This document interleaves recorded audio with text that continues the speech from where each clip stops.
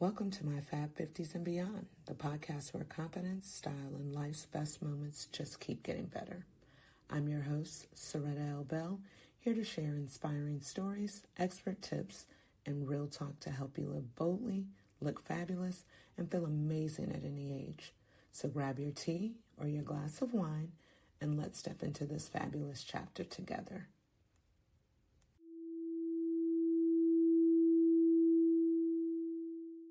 And you can give a little background about yourself. So I'm here today speaking with Dr. Shanta Quillette, and you may know her on Instagram as Hey Shanta, and she is a comedian as well as a doctor. I'm not sure if that's of education or a medical doctor.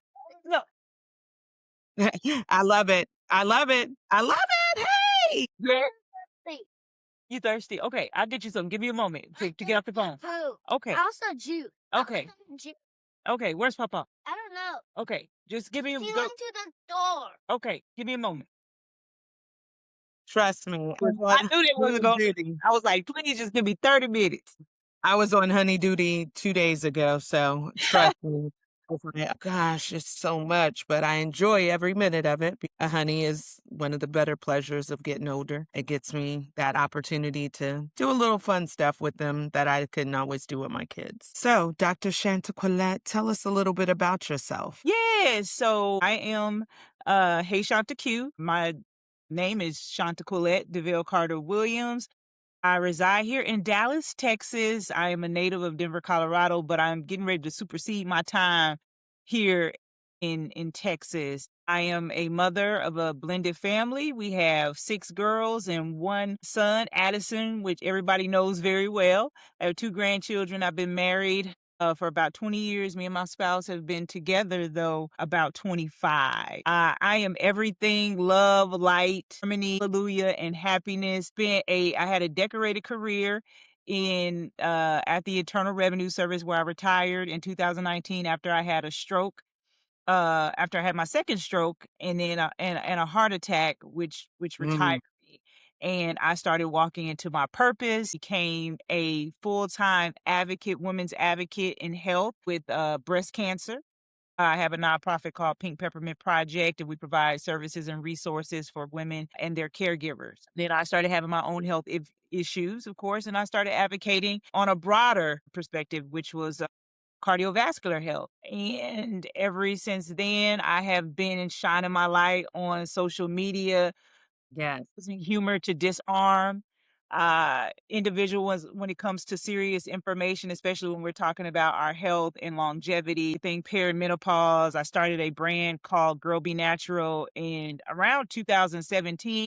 We actually launched, and we are in a few boutiques, but we provide natural care resources for women in perimenopause, postpartum, and Oh, PMS. all right. I So love I've been on this. this I didn't even know all of those advocacy things. journey for a long time. So, this is my question because you said a couple of things that I can relate to, and I'm kind of on the same path. My husband and I are a blended family. We've been married almost 28 years, and I have 6 boys and 1 girl. So, I'm the opposite, Totally and opposite. That's yeah, amazing. and I have now 9 grandkids.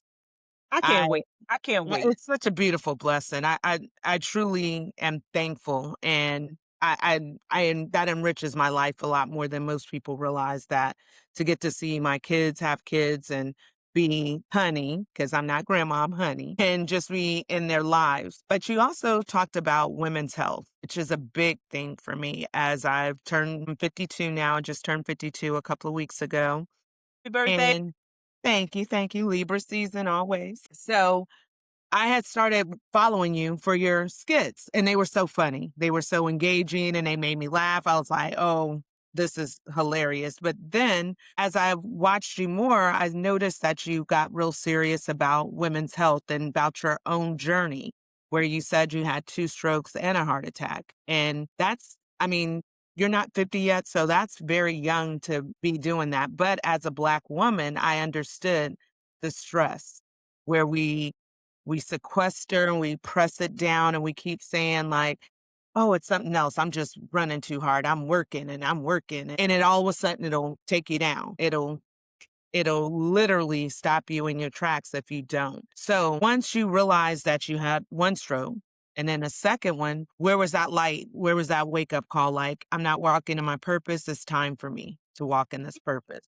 So anytime you are faced with something as traumatic as a stroke and or a heart attack, you're definitely going to face your own mortality. And so that was the first thing, dealing with my mortality, just looking at life in a different way. I had a really long talk with God about how I wanted to continue to live my life and what I wanted my legacy to be. That was really important. And as much as I thrived on happiness and I thrived on just, body positivity and being who you are. My body was failing me. And essentially because I was not, it wasn't that necessarily I wasn't taking care of it, but I was advocating for myself. At the same time, doctors weren't listening to me. And so, as much as doctors, misdiagnose me, dismiss me, I really started dismissing myself as well. And so I felt like if the doctor is saying nothing is wrong with me, then there must not be anything wrong with me. It must be all in my head, right? And we have to learn as women is what we have to learn as women is that we know our bodies better than anyone else. And Yes. we have to trust that discernment, that innate discernment that we're given when something is going wrong. And that's not something that I initially did in the beginning. So it just really made me look at life at a different way, in a different way. It made me want to live. A lot of people ask, are you scared of dying? And I'm like, no, I'm scared of not living. I'm scared of not living. I'm scared of not living my life till its fullest potential. And I knew that God had given me this testimony for a reason. And so that was to not only take care of myself and restore what was there before, because I gained all this weight. I became unhealthy. I have this underlying health condition that I don't know what's going on, but because I don't know what's going on, I'm impairing it. I'm hurting it. I'm not disabling it. I'm making it worse. Okay. It's one of those things because as a woman, I definitely can relate, and my own sister's had her traumas with the healthcare system. My trauma was that they would tell me, "It's okay. Everyone's going through this. You're gonna be okay. It'll come and go." And it kept coming and not going. So I found myself last year in Colorado, sadly enough, working, and my body was saying no. No, it's not going to go away. These pills aren't going to help. Something is a lot more serious than what you think. And it took me down. And like you said, it gave me that ideal of, okay, pay attention to what your body is saying because I had flown from New York to Atlanta where I live, had a layover in Atlanta, sat in the airport in all this pain, excruciating pain, and was like, now, once I get to Colorado, I'll be better. I'll just need to get to some medicine and I'll get up and I'll be able to move. I got somewhere where they didn't even have all the healthcare systems in place to help me. They had to helicopter me somewhere else in the middle of the night. I had to have my husband flown in, and I was like, this was serious. I will say the hospital that took care of me, because they weren't in a big metropolitan, they actually heard me, and it was women. They actually advocated for me. They actually said, this is what's going on. I needed to have my left ovary removed. I had a growth that had grown the size of a grapefruit. Like it was sitting on my kidney. Everything was going down, but I was like, oh, I'll be okay. I'm going to walk around and I got to work. I got to work. And it was like, no, you're not going to work. And my job ended up having to, they were on their schedule. They flew back to Atlanta and left me on the mountain, as I always joke. But they took care of me. They made sure I was fine. My husband got there. And from that moment on, I felt the same way, like, it's time to advocate for women. It's Yeah, time to make us be seen more because a lot of times we're not. Like you said, you'll go to the doctors and you'll know something's wrong and they'll be like, nah, especially women of color. They'll think we can force our way through, like, oh, that pain is not that bad. You can. And then we start to believe that, like, oh, this pain isn't that bad. I can do this. absolutely. I've done something else. Absolutely. And it just becomes too daunting for us to shoulder. And I've seen, like I said, my sister's own trauma through it and people not listening to her and her being in excruciating pain and sitting in an emergency room with no one and her husband feeling helpless, not knowing how to get her that help. And, even after we've expressed it to our father, who is in the in the medical field, he's a nurse. He is like, from here on out, I can come and advocate for you. I know this stuff. So I can speak for you. But as women, some of that stuff is personal. You don't want to have your dad advocating for those things, but we need someone to advocate. So I'm with you. I want to empower other women, just as you're doing. Tell your story. I heard your story and I was so taken by it. And I was like, oh, I got to talk to this woman. I mean, the comedy is great, but your story is what I really connected with, that you were like being very vulnerable and honest. Like, hey, my weight was out of control. I was working. I was saying, oh, it's just the flu. I'm tired. I'm gonna go and I'm gonna lay down and I'm gonna get up and I will be okay. And then you weren't. And you weren't until till God laid you down for a moment and said, hey, it's not what you think, it's what this is. So we need to get to the other side of it. So you said you worked for the IRS and you retired. Once you did that, was there a moment of fear? Was it like, how am I going to manage? How am I, Yeah, I know to do absolutely. this. When you've built your career, you've gone to school, you've gotten the education, and you basically have a blueprint for life for yourself, you expect it to play out. Mhm, You know, you don't expect to, be sick and retired by the age of 40, right? That wasn't my expectation for myself, but God had a greater expectation for me. mhm, And in the beginning, I didn't see that. I was scared. I was sad. I was depressed because everything that I had built had gone away overnight. Like I went to work in a red suit, curls popping, ready to go back to work.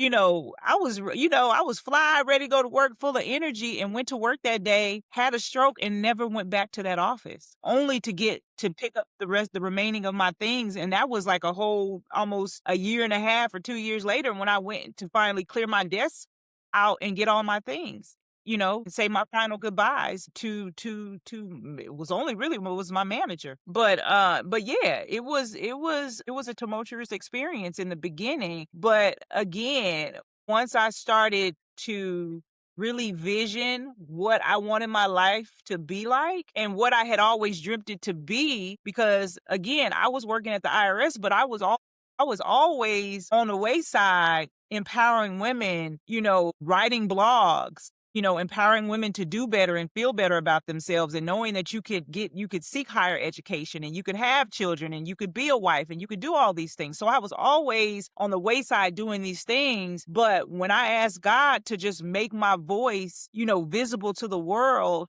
and give me a stage where I could be the best at what I do, I didn't know he was gonna give me a stroke at work. God has a way of showing us when we Right, won't hear right. I him. didn't know it was gonna be a stroke, but it was one of the I can say it was one of the worst but best transitions of my life. So I hear you saying all these things, and I saw your husband on your social media feed. He's a lot like my husband, where they're reluctant to be on these things, but they will do them for us. Yeah. Is your husband a big source of support, and has he seen this journey with you? Like, hey, I'm here. Whatever you decide to do, we're gonna make it. That has always been my husband. It's really interesting because one of the reasons I was so fearful of marriage is because I thought that I would lose my independence in that. I felt like the contract would keep me from being great. As one becomes two, it's like, okay, now we're a partnership and now everything's going to have to go through him, and I just always just wanted to be independent. And the very thing that I was fearful of after getting married, I had to rely on my husband. I lost my entire independence in my marriage when I had my stroke. The things that, if you can just visualize some of the most intimate things that I can no longer do for myself, my husband had to do for me, right? And Hmm. so in a way that was embarrassing for me. That was embarrassing for me, but not, and it took a while to realize this is what marriage is about, through sickness and health. This is what we're supposed to be doing for each other. He's not going above and beyond. This is how love transcends into a marriage. You know, Yeah. he It should is be how they show up for you. yeah, this is how he is showing up for me. And when I tell you, throughout our entire marriage, even before the stroke, he's always supported my goals. Anything that I've wanted to do, I have been able to do it. I don't think he might question it a little bit. Now, okay, let's talk about this a little bit more. But he has never denied me my independence. He has never denied me to be who I've always wanted to be, whether it was going to school full time, moving to Arkansas while he stayed here with the children to pursue my career. He's done all of those things. And I hear people all the time, like, even when I went to Arkansas, they like, you letting your wife move to Arkansas and you stay with the children? And he's like, hey, this is her dream. This is what she wants to do. And It's I gonna be want the her. betterment for us. It's a betterment for us, right? She wins, we win, right? That's how we've always seen our relationship on both sides. If I win, you win, okay? But yeah, he has been there. Think when I was at home and I had left my job and I retired, I was going through occupational therapy, physical therapy, speech therapy, cognitive behavioral therapy 4 to 5 times a week, 3 to 4 hours a day. Mm. Now, not only did my husband have to take me back and forth to these appointments, he still had to go to work. He still had to go to work and provide. So not only is he spending 4 or 5 hours a day for me with me going to my doctor's appointments, he's also having to pull a 10-hour shift at work. Didn't have the ability to be like, okay, I'm just going to take off, leave too. This kid still got to go to school. I still got to get taken care of. The bills still have to be paid, right? So he did all those things, then take over my spot. He's taking care of me. He's also now taking on a new role as dad, mom, as mom, dad. And he's still gotta fulfill his role. He's gotta fulfill his role. He's losing sleep, staying up at night with me. So yeah, it was something that I can say truly brought us together closer than we've ever been. And we've been close, but this right here is just unbreakable. I love to hear that because that's another big thing I'm about is Black love. And over the years, we haven't seen many people celebrate us and our relationships. And you don't see many marriages that last because a lot of times people find it easier to throw the towel in or not be there. But like you said, what I do know is it's a covenant that God sees Yes, very strongly and highly. And I've seen a marriage, so I know what a marriage looks like. Love my husband. And like you said, we've been through those same things, and I felt the same way, like, I don't want this man having to help me go to the bathroom, like, "Oh, this is not what I envisioned for our marriage," yeah, and you wanna be sexy at all yes, times, right? I was like, "Oh, now he see me in here, I'm at the worst of," I can't pull it together, but we pulled it together, and he had to ride it out with me, and I would do the same for him if the shoe was on the other foot, and it is what it is.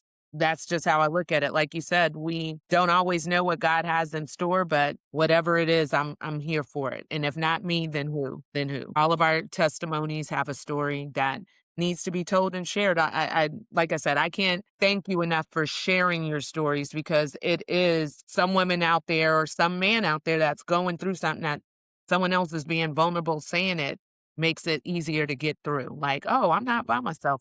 This just isn't happening to me and my wife, or it's just not happening in this household. It's happening a lot of places. Yeah, absolutely. So a big thing, I'm fab and beyond. I'm all about being luxurious and enjoying life.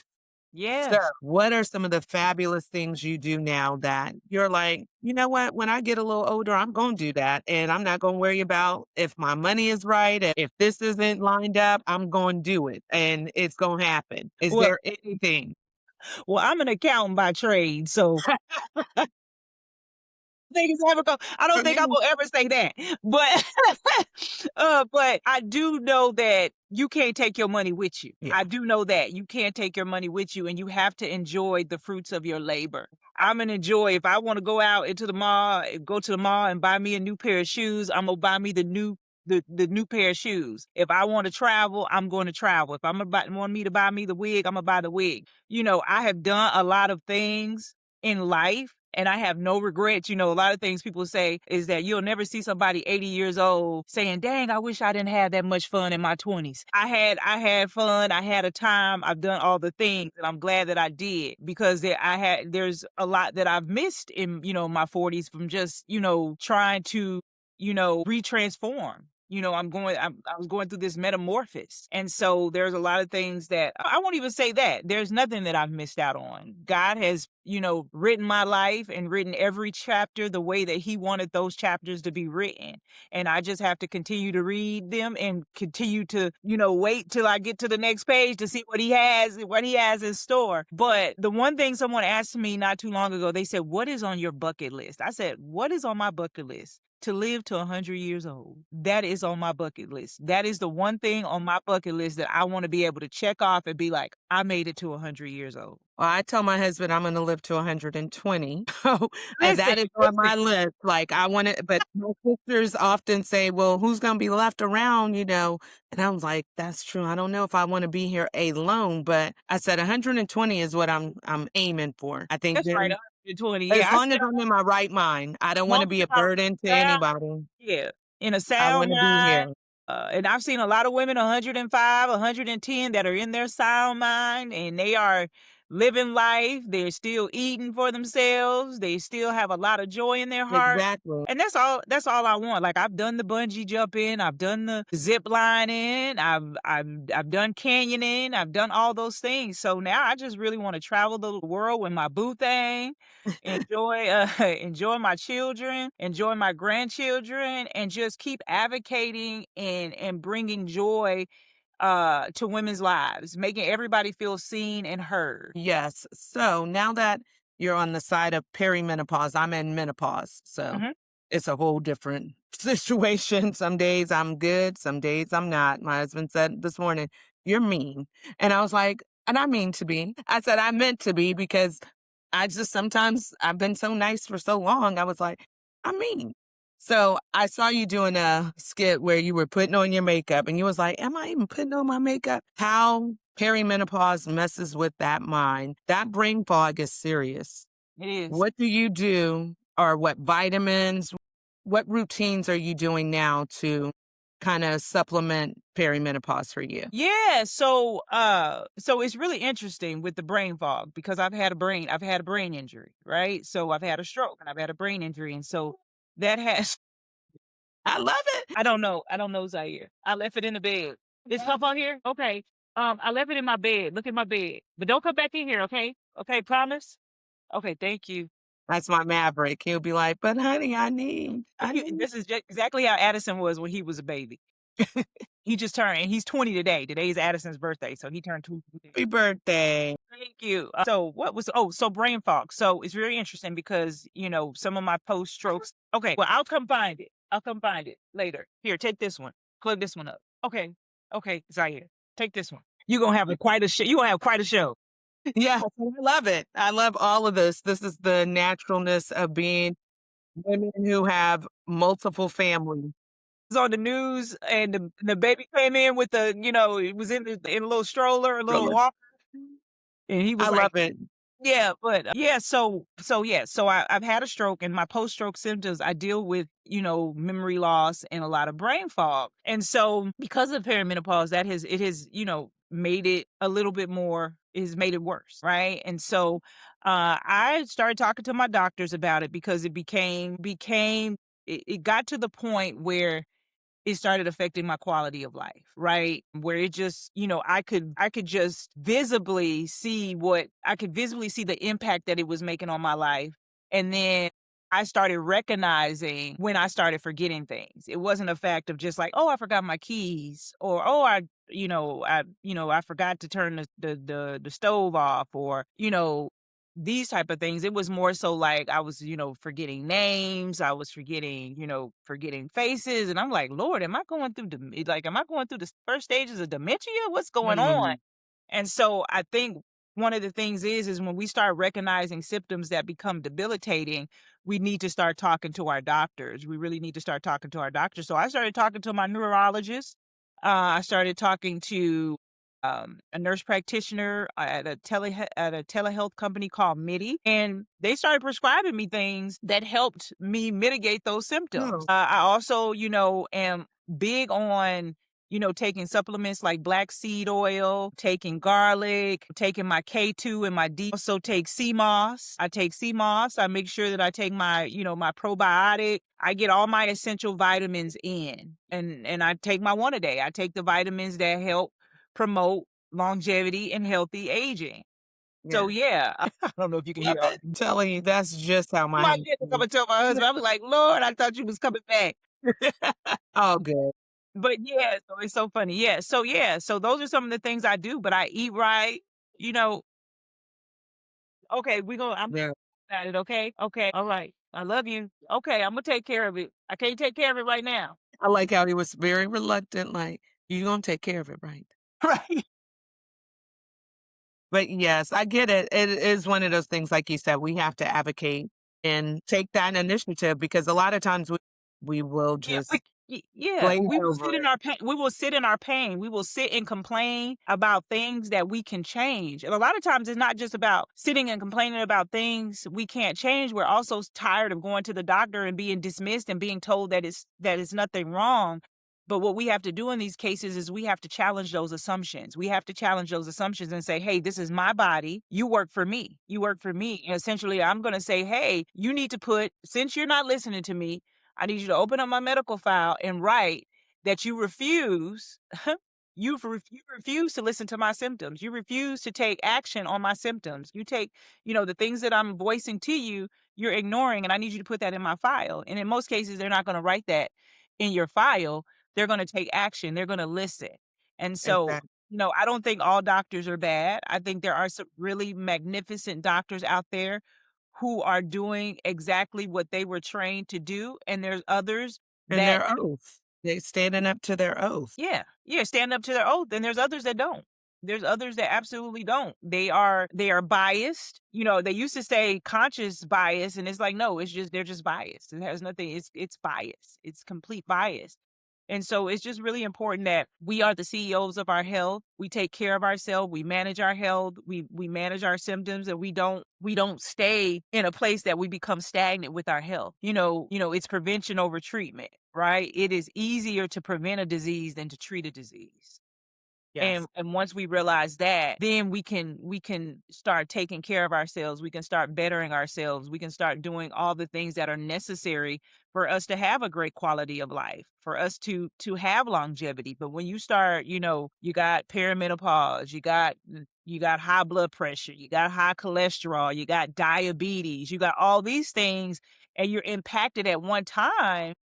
It's horrible. It's horrible for this vessel that we have. It can't take all of that, and then the body just completely shuts down. It shuts down and it'll sit you down, and you don't wanna be in that place. You wanna be able to take care of those things now.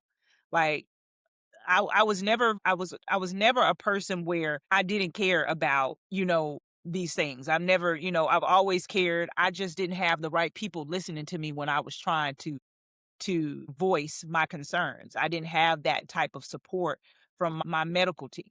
They weren't supporting me in those ways, but I've always been a person who has tried to advocate for myself the best way I could. But then once I started getting dismissed, I was like, okay, well, I guess there isn't anything wrong. I guess it is me. I guess I need to do all these things that the doctors are saying that I need to do.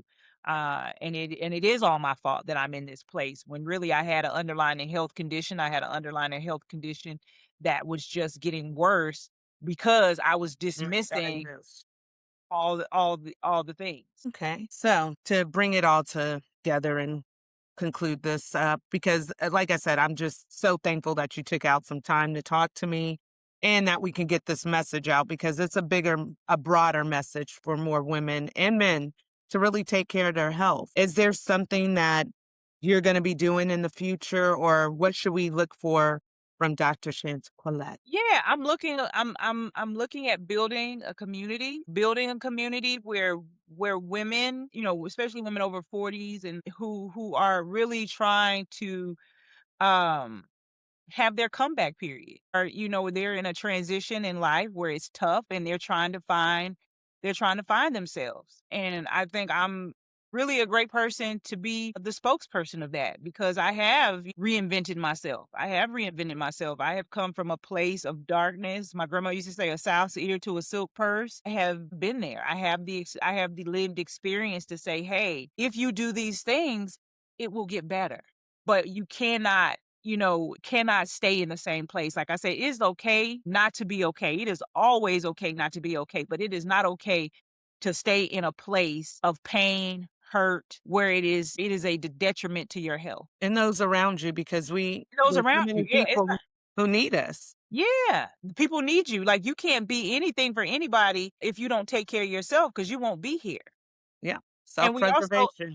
Yeah, and we also have to be that bright light in the world. I always say, like, when people say, like you said, "You're mean and you've been nice," but it's not okay to be mean. It's not okay to put that energy on people every day. They don't deserve it, and we don't deserve it. Like I said, I don't want anybody waking up being mean to me, so I'm not gonna wake up and be mean to you. Now, it is okay for me to be in that and channel that around myself, but to spew it out on everybody else, Tabitha says it the best. Just because you having a bad day, don't make everybody else Just have a yeah. bad day. And Don't don't make hold people everybody else have a hostage. bad day. Yeah, I hate when people hold you hostage with their emotions and their feelings, like, it's your thing. Get up and get out of it, and again, like you said, as women, I think we can encourage each other a little bit more. I see it becoming a movement where we are now more entwined and intertwined with each other than we were before. I mean, there are messages out there that we could buy into that, Black women are in competition and we don't like each other, but I challenge that every day. I love all Black women. I have an amazing tribe, and I'm like, Yeah. I never, what was so interesting about that statement is that's not a statement that I ever heard in my life until I got on social media about competition and women being mean. My mom, had the same friends until those friends passed away and still have the same friends. And I never heard her go through changes and challenges and growing pains with her friends. It was just like they were all a great big bright light that supported each other. They were over our house on the weekends. We were going over their house. It wasn't one of those things where, people say now, well, I was laughing the other day because somebody said, don't you come to my house unannounced. That was the only way you showed up to people's house because Yeah, you didn't have, like, you could call and then they didn't answer. You'd be like, oh, well, they might be outside. She probably outside, right in the doing yard. something. Yeah, let me go drive and stop by there and see what she doing. It was one of those kind of things. And I'm like, I wish we have those days where you could just drop by and check on somebody to see how they're doing without them feeling like you're being invasive or you're being too much. You're what is it called? Yeah, you're invasive, you're invading their privacy. Yeah. It's honestly, I think we can get back to that. I Yeah. want to get back to that. I strive to keep my friend groups tight, and the new people I meet, I'm always open to have new friends because your experience is my experience at some point.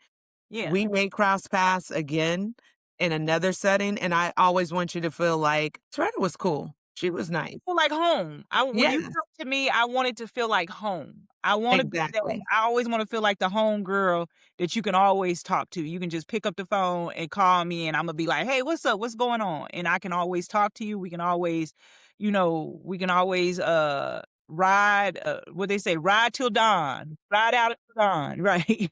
Exactly. So I'm thankful again for your time. I know as a Mimi, as a grandma, as a honey, all those things that we go through, we try to find that time. And then we also still want to be there for our families because, like I said, 2 days ago, I was on honey duty for 2 days in a row. And I was like, Lord, I don't know if I could do this every day, but I'm here. I'm going to show up for my daughter as much as I need to be. But sometimes I'm tired. I want to sleep. Yeah, I this is wanna a lay week. No, down. this is a week. We normally have so we had them for the summer for I think 3 weeks, and then they're on fall break, and so my husband, since he's been retired, he's like first thing he said, "I'm gonna go get Bryson." I'm like, you ain't giving yourself a chance to rest." And Yeah, it's beautiful. It's a beautiful it is thing. so beautiful, like, these moments right here, you can't get back. Nope, and now we got 'em on film, We got 'em so on film, we got 'em on film, we gotta get the we can clip. We hold gotta get that. the clip in the middle of the podcast, that's gotta be your opening clip. Life be life, y'all. Yeah, life be lifing, and I thank you again. I hope to speak to you again. Yeah, absolutely. Keep me informed of anything that you got coming up. If I can be any kind of help, if you need another sister to speak on it, I'm here. I'm definitely here. Well, And life definitely gets better, ladies. I'm telling you, this 50s out it and gets better. beyond, Yeah. I'm enjoying every bit of it. I say we grown, not gone. Thank, thank you. All right. You have a All right. beautiful evening. Bye bye.